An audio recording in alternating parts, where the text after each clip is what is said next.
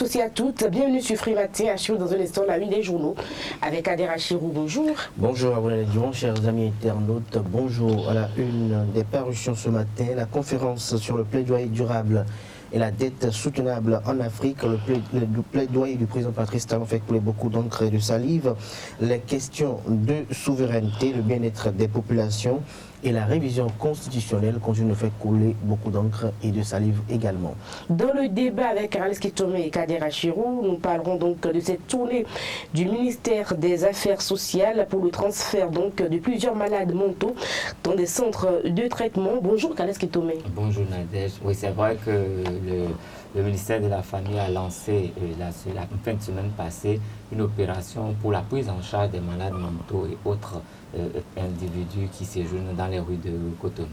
Assure également sur Free Matin le bulletin matinal d'information avec Billy Laibi, les sports, avec Larios Adjagouenon et puis évidemment les prévisions astrologiques pour boucler la boucle. Bienvenue, bonjour. Voici la une des journaux avec Adera Chirou. Papa.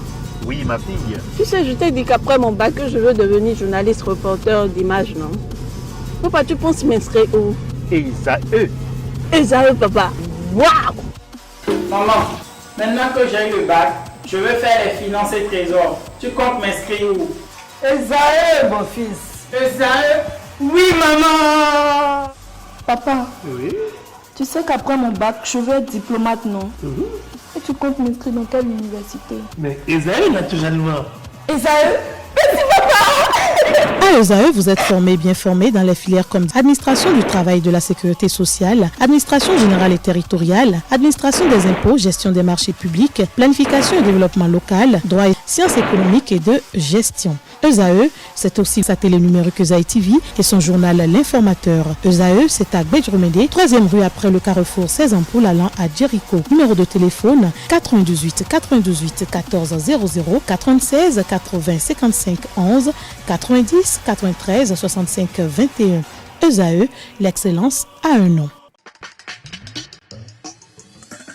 Bonjour à nouveau chers amis internautes, nous démarrons ce matin comme tous les matins par le quotidien béninois d'information générale et d'analyse d'informateurs qui titre en manchette ce matin « Fermeture des frontières par le Nigeria ». Paul Rompé appelle à l'union de tous les Béninois. Le secrétaire exécutif national des forces courues pour un Bénin émergent FCBE défend le drapeau national et refuse l'annexion du pays. Nous restons à la une de l'informateur de ce matin. Sounakop, l'administrateur provisoire installé. Des précisions à la page 4 de la parution du jour de l'informateur. À la une de l'informateur de ce matin. ESAE Football Club contre Daring Club Motema Pembe. Dimanche 8 décembre 2019 à 14h, lieu Charles de Gaulle de Porte-Novo. Soutenons ESAE FC, le vainqueur de la Coupe du Bénin, invite le confrère. Alors, à droite de la une du jour de l'informateur de ce matin, à lire le journal École des étudiants en journalisme à l'École supérieure d'administration d'économie de journalisme et des métiers de l'audiovisuel ESAE. Soleil levant à présent, électrification rurale au Bénin. La lumière jaillit dans 6 nouvelles localités des départements du Zou, des Collines et du Borgou. Des précisions dans les colonnes de la parution du jour du Canard et notification de performance économique et de stabilité sociale. Le Bénin occupe la 3e place du podium au sein de l'Union économique et monétaire ouest-africaine UEMOA. Participation de l'Union sociale libérale au communal de 2020. Le doute persiste, titre 5 minutes ce matin en manchette. Plus de détails dans les colonnes de sa parution du jour. Le matinal en manchette ce matin avec le président Patrice Talon. Titre conférence sur le développement durable et la dette soutenable en Afrique, le plaidoyer de Patrice Talon pour une bonne perception du risque vous est publié aux pages 2 et 11 de la parution du jour du Canard. Toujours à la une de le matinal de ce matin, foire internationale de Parakou, le maire Charles Toko promet de bons chiffres d'affaires, des précisions à la page 2 de la parution du jour du Canard. Le nouvel observateur à présent, question de souveraineté, à quand les langues nationales comme langue officielle et de travail, s'interroge le confrère. Son analyse vous est publiée à la page 3 de la parution du jour, de sa parution de ce matin. Démocratie béninoise sous les tropiques, la rupture au banc des accusés, titre le nouvel observateur ce matin en deuxième titre à la une. Bien-être des populations, les hôpitaux en quête de soins, des détails dans l'école de la parution du jour du Canard et l'économiste. Journée de la finance à Abidjan, les inscriptions de Financial Afrique Awards ouvertes, des détails à la page 4 de la parution du jour du Canard. Matin libre en manchette ce matin avec Louis Vlavonou, titre contrôle de l'action gouvernementale. Le talent d'Achille de la 8e législature avec un gros point d'interrogation, des questions orales dans les tiroirs du Parlement, nous apprend Matin libre ce matin en manchette, plus de précision à la page 5 de sa parution du jour. Faillite et liquidation en vue du Coteb Parakou, Badamassi interpelle le gouvernement. Le quotidien de service public de la nation, coopération bilatérale Bénin-États-Unis, avancée notable et perspectives heureuses, des détails à la page 2 de la parution du jour du quotidien de service public et toujours à la une du quotidien national d'information, travaux budgétaires au Parlement, soit 11 milliards de francs CFA pour l'eau, les mines et les sports en 2020. Plus de détails à la page 3 de la parution du jour du Canard. Fraternité, pour mettre un terme à la une des journaux de ce matin, irrégularité dans les centres de santé et les hôpitaux, des sanctions pour plus de rigueur professionnelle et violences électorales en Afrique, une généralisation décryptée par Nadia Nata. Merci à vous, Kader Achirou. Nous passons donc au débat avant de revenir donc au bulletin matinal d'information sur Free Matin. Dans le débat, comme annoncé, nous parlons donc des malades mentaux qui traînent en griffe en général aux abords de nos voies. Ces malades mentaux qui ont été transférés dans des centres beaucoup plus spécialisés. N'est-ce pas, Carlos Kitomé? Oui, tout à fait. Conformément à la décision du gouvernement béninois d'assainir les villes béninoises, le ministère de la Famille a lancé la phase expérimentale de l'opération de prise en charge des malades mentaux le jeudi dernier. Donc du jeudi au vendredi, des équipes de la police municipale de la ville de Cotonou, la direction du fonds d'appui à la solidarité nationale et les sapeurs-pompiers, les groupements de sapeurs-pompiers et la police républicaine ont sillonné les artères de la ville de Cotonou pour dénicher ces malades mentaux qui ont élu domicile sur les routes, parfois sur des grands trottoirs avec leurs affaires, des tas d'ordures, je dirais un peu, qui encombrent un peu les voies et qui parfois, quelquefois sont aussi menaçants pour les populations. Et donc cette opération a permis quand même de sillonner les principales artères de la ville de Cotonou, des espaces comme le Carrefour Nègre, le stade de l'Amitié, le quartier de Fidjirosset, qui héberge quand même plusieurs de ces personnes. Et donc ces personnes ont été dénichées, ont été, délogées de ces endroits et relogées aujourd'hui dans des centres psychiatriques pour la plupart, comme le centre psychiatrique de Djako, comme le centre Saint-Camille de Toba, je crois bien, et le centre psychiatrique Saint-Camille de Avrancourt également. Donc ces malades ont été pris et répartis dans ces centres pour être pris en charge. Parce que le problème, c'est que généralement, quand des parents arrivent à déposer un parent malade dans ces centres, ils n'ont généralement pas les moyens d'assumer les soins, de payer. Ce qui fait qu'au bout de quelques temps, ils sont relâchés dans la nature. Et ce qui fait que leur effectif dans le quartier de Fidjirosset est assez élevé, étant donné qu'il y a le centre psychiatrique de Djako. Quand après la prise en charge des parents cesse, quand ils s'échappent, ils restent un peu dans l'environnement, ce qui fait qu'ils ont un grand effectif. Et donc aujourd'hui, l'État a quand même décidé de financer cette opération de prise en charge pour que ce ne soit plus les parents, ce qui facilite un peu la tâche à ces centres de santé qui pourront vraiment s'occuper d'elles. Et l'objectif, c'est de pouvoir faciliter leur réinsertion familiale et professionnelle si possible pour qu'ils ne soient plus là dans les rues à traîner, et parce qu'on sait que dans les grandes villes, c'est des situations qui sont évitées. Et je connais plusieurs villes où c'est de façon permanente que les équipes sillonnent les villes pour les dénicher, les prendre et les prendre en charge. Donc voilà un peu l'opération, mais il faut avouer que c'est une opération que les équipes de la police municipale menaient à quelques occasions, telles que la veille des fêtes de fin d'année, la veille de la fête de l'indépendance, ou quand il y a des autres démarches qui viennent dans le pays. Il y a des opérations sporadiques, mais elles ne sont pas prises en charge pour longtemps. Mais cette fois-ci, avec la décision du gouvernement, c'est des gens qui seront pris en charge jusqu'à leur réinsertion. Et cette opération qui a démarré à Cotonou sera sûrement évaluée et maintenant étendue aux autres villes de notre pays pour que ces gens-là ne soient plus des parias et que ça entre dans le cadre de tous les travaux qui sont en train d'être faits pour que nos villes ressemblent aux plus grandes villes du monde. Alors, Kadira Chirou, c'est également ça le social. Tout à fait. C'est du social, du pur social d'ailleurs, qui est d'ailleurs à saluer et à encourager, que le gouvernement décide de pouvoir prendre en charge ces personnes qui sont parfois laissées pour compte parce qu'elles ne sont plus en possession de toutes leurs facultés. Et j'approuve ce que Ayu a dit et Kales Kitome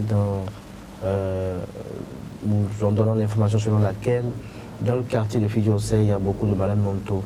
Et pour avoir été victime d'une de leurs actions, je crois que c'est même nécessaire que le gouvernement pérennise une pareille action. Je me rappelle ce jour, je suis allé acheter à manger et je vois quelqu'un qui m'arrache mon sachet de repas de la main. Je tourne, je vois que c'est un fou et on me dit, il est fou, tu ne peux rien lui faire. Qu'aurait été pour le jeune étudiant qui j'étais à l'époque qui n'avait pas de grands sous pour s'acheter autre repas.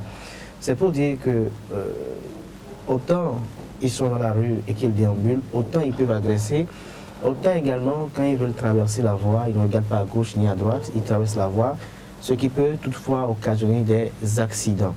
Et généralement, les gens vont vous dire non, c'est pas bien parce que dès que l'opération a été engagée, il y a déjà des opposants qui ne manquent aucune... Opposant à quoi?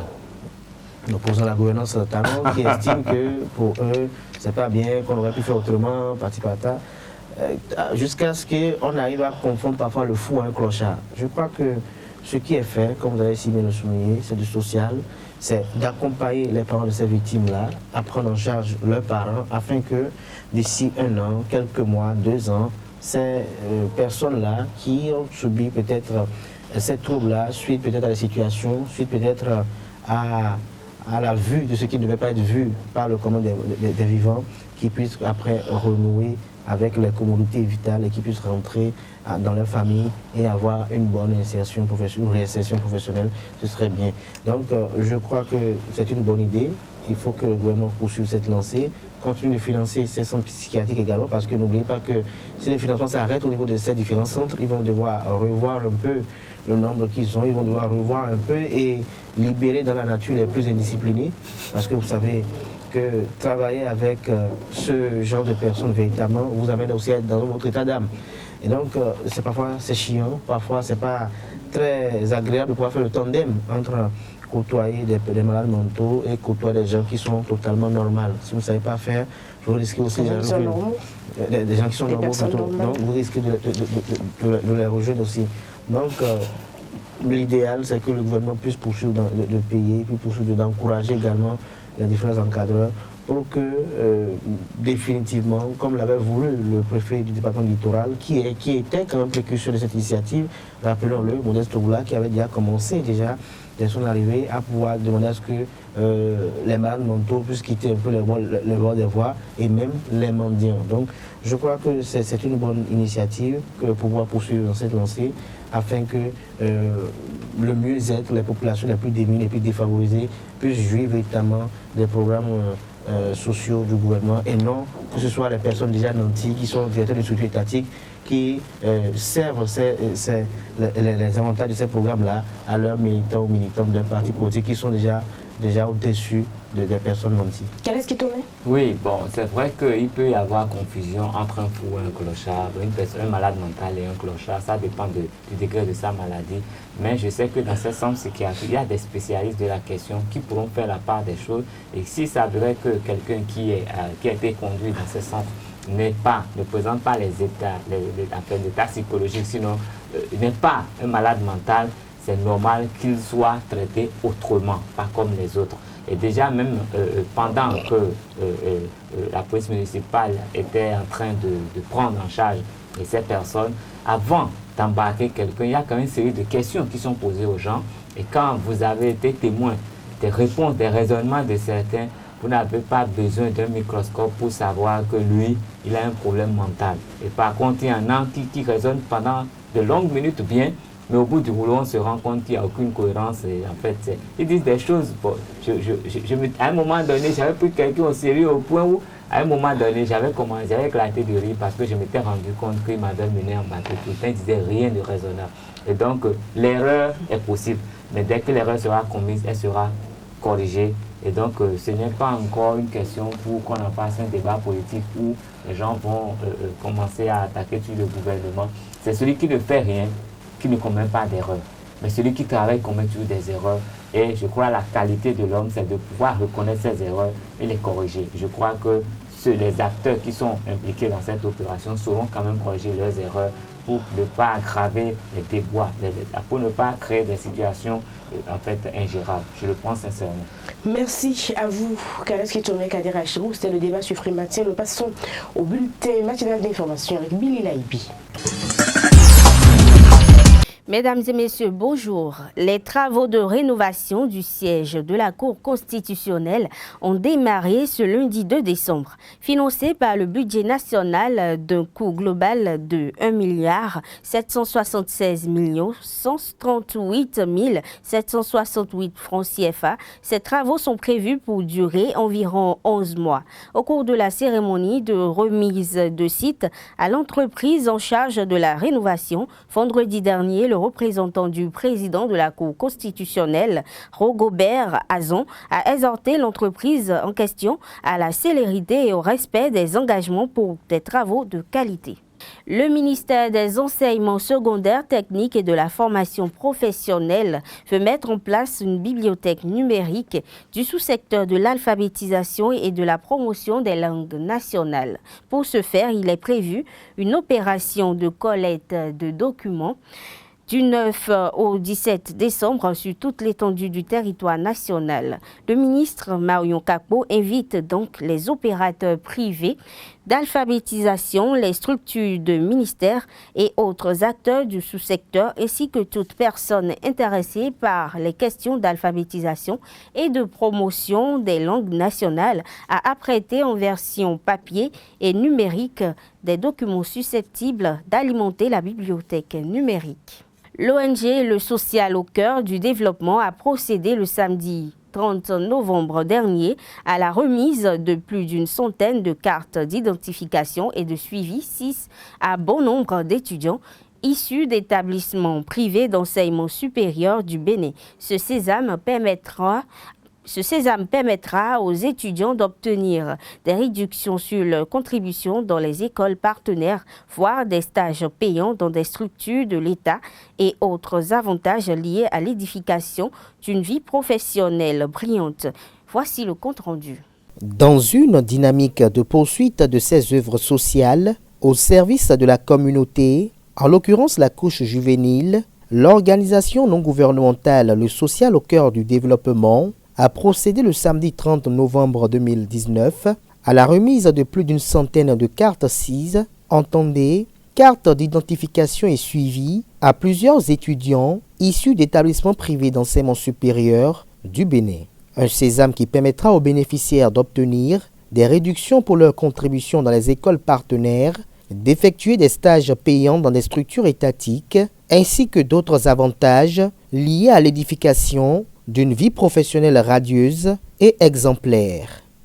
L'ONG a mis un système en place pour vous former afin que vous soyez un tout-terrain, un 4x4, pour ne pas dire un catalyseur.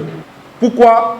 Le gouvernement d'un pays ne peut jamais vous trouver à vous tous un métier. Le gouvernement ne peut pas embaucher tout le monde. Le gouvernement va faire ce que lui peut faire. Il ne va jamais faire assez comme vous le voulez. Parce que même si vous-même vous arrivez à la place du gouvernement, vous allez faire ce que vous pouvez faire. Avant la remise de ces précieux sésames, ces étudiants de niveau licence et master ont eu droit à plusieurs séances d'échange très instructifs et ce avec plusieurs experts. À cet effet, Wilfried Gbameton, représentant du cabinet d'audit comptable Sekofi Benessarl, a eu pour thème « Comment auditer une entreprise ? Les stratégies et astuces ». Jean-Hugues Rouinsou, directeur de la Vedette Groupe Communication, s'est entretenu avec les futures élites sur le thème « Comment réussir sa communication digitale ?» avec Fidèle Delidji, professeur en sciences économiques et sociales, auteur de l'ouvrage Graal, coach en développement personnel. Il était question de comment réussir sa vie entrepreneuriale et professionnelle. Herman Kakeye, professeur en comptabilité-gestion, a eu pour sujet d'échange les comportements d'un bon gestionnaire. Avant tout ceci, la communication inaugurale a été assurée par Vigile Hunkwevi, président de l'organe consultatif de la jeunesse OCJ du 1er arrondissement de Cotonou. Si vous voulez entreprendre en tant qu'étudiant, là où vous êtes actuellement, regardez devant vous. Maman a fait quoi pour vous financer les études? Papa a fait quoi pour vous financer les études? De ce qu'ils ont fait là, c'est déjà un capital qui est déjà là. Maman qui vend la bouillie, pour vendre la bouillie, vous irez au marché payer les bols encore. C'est un capital de départ. Pourquoi nous ne pouvons pas tirer de notre famille notre richesse? CVMP. C'est confiance en soi, parce que c'est un élément important. V, la volonté de pouvoir faire quelque chose, de pouvoir continuer même quand ça ne va pas. M, c'est la maîtrise de soi. Si vous ne vous maîtrisez pas, un PDG qui est dans son entreprise où à un moment donné, tout commence à s'écrouler, s'il n'a pas la maîtrise de soi, il ne pourra pas tenir contre une entreprise. Il risque même de fermer l'entreprise. Mais grâce à la maîtrise de soi, il arrive à identifier les problèmes et donc il peut quand même solutionner avec le temps. Nous promener avec des puces intelligentes dans la cervelle, qui sait. Alors le numérique est une science qui n'a pas encore livré toutes ses potentialités. Nous sommes jusqu'au 10e actuellement des potentialités que le numérique s'apprête à nous révéler. Satisfactions et encouragements sont les sentiments qui ont eu à animer, invités, parents d'étudiants, partenaires et soutiens. C'est un jeune qui a ce cœur, cette ambition. Nous, en tant que frères, on ne fera que de l'accompagner, de l'assister par nos petits moyens. Et nous interpellons aussi nos autorités à divers niveaux et de l'accompagner aussi parce que vraiment, il fait un grand boulot.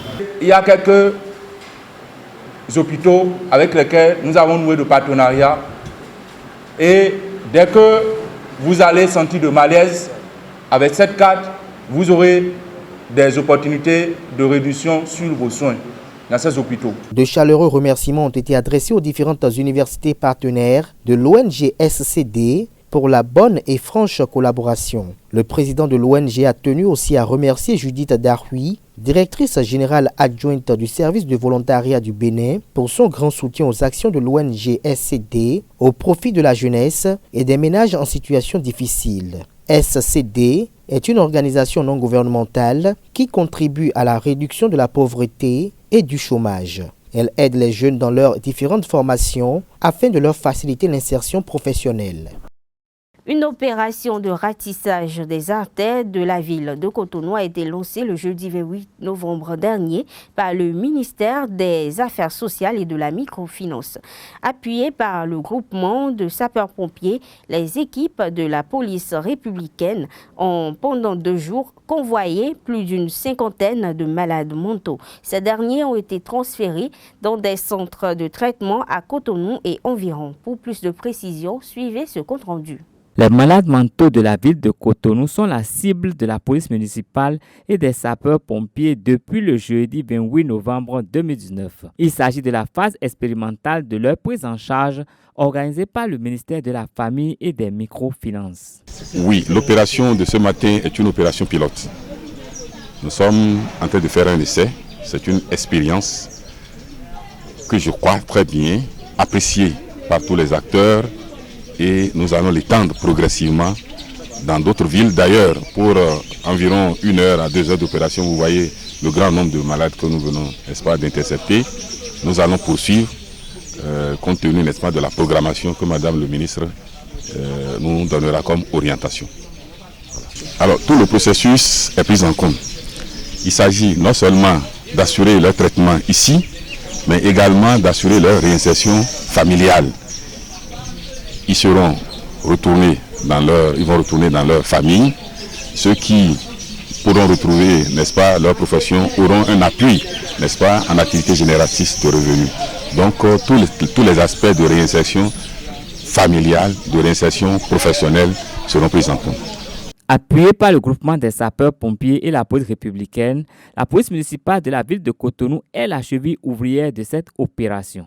Bon, disons que c'est un travail qu'on a l'habitude de faire à l'approche des fêtes de fin d'année et à l'approche lorsqu'on veut recevoir les hôtes de marque ou les festivités du 1er août. Dans ces différents cadres, nous avons l'habitude de nettoyer un peu la ville. Et nous faisons un peu de la salubrité et en même temps nous ratissons les malades mentaux et les mendiants. Donc nous savons déjà leur position là où ils ont l'habitude de rester. Donc cela nous a été très facile même de repérer là où ils ont l'habitude de rester. Donc ça a aidé à l'opération de ce matin. À l'instar des grandes villes, Cotonou s'engage à assainir ses artères et à s'occuper des malades mentaux qui la sillonnent. Ce sera tout, mesdames et messieurs, pour ce bulletin de l'information. Nous nous retrouvons pour la grande édition. Les sports à présent avec Larios Adjagbenon. Amis sportifs fidèles de Free Matin, bonjour. L'actualité depuis hier soir, c'est le Ballon d'Or 2019. Le lauréat est connu, l'attaquant argentin de FC Barcelone, Lionel Messi, est entré un peu plus dans l'histoire de cette distinction décernée par le magazine français France Football depuis 1956. La Pulga a remporté hier son 6e trophée et il devance sur le podium cette année le Néerlandais Virgil van Dijk et Cristiano Ronaldo, l'attaquant portugais, son rival éternel, si je peux me permettre de qualifier leur concurrence ainsi. Crédité d'une saison de belle facture, une Ligue des Champions remportée, une super coupe d'Europe remportée avec un doublé à la clé. Le Sénégalais Sadio Mané, finaliste de la dernière édition de la Coupe d'Afrique des Nations en Égypte, termine au pied du podium. Revenons au pays, au Bénin, pour une brève. Le 10 janvier dernier, l'État béninois, à travers le gouvernement de la rupture, a signé un mémorandum d'entente avec la Fédération internationale de football association FIFA, représentée par son président Gianni Infantino, sur le sport à l'école. Aujourd'hui, près de 12 mois après, le partenariat va prendre corps avec une séance de travail que va présider le ministre du sport ou des sports, Oswald Omeki, à son cabinet ou dans la salle de conférence numéro 1 du ministère ce matin. Nous allons revenir demain pour vous donner plus de détails sur le déroulement de cette séance de travail. Et par ailleurs, on annonce une autre visite du président du président de la Fédération internationale de football association au Bénin. On attend voir ce que ça va donner. Est-ce une rumeur ou une vraie information?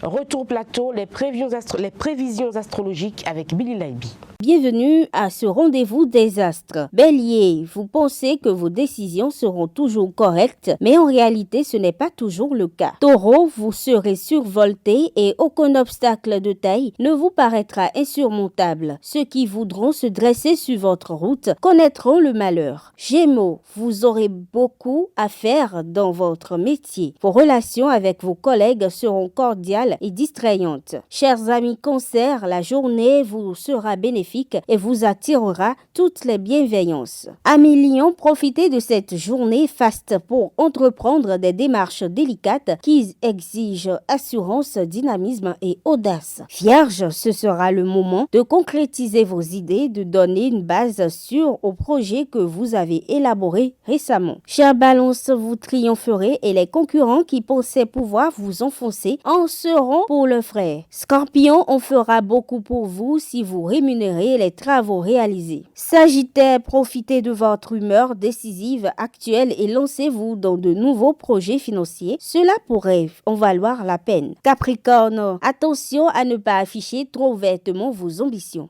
Chers amis Verseau, l'astre Jupiter mal aspecté vous verra partager entre timidité et audace. Ainsi, osez défendre votre point de vue. Poisson, c'est une bonne journée pour entreprendre de minutieuses tractations commerciales ou des travaux de recherche. Ainsi se referme Free Matin du jour. Portez-vous bien. À demain pour un autre numéro. Au revoir.